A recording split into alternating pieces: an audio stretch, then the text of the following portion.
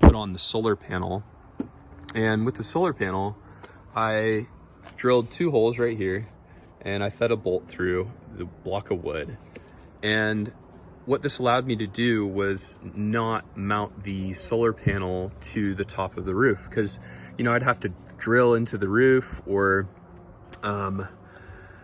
glue it on the roof. You know, I just didn't want to do that when I had these roof bars here. So I built this, and what it does is it just pulls it up onto the bottom of the bar and allows it to stay off the roof.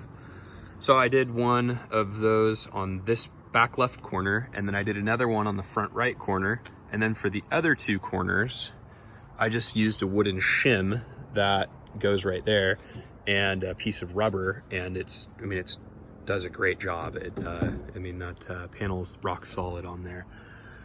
So yeah, that's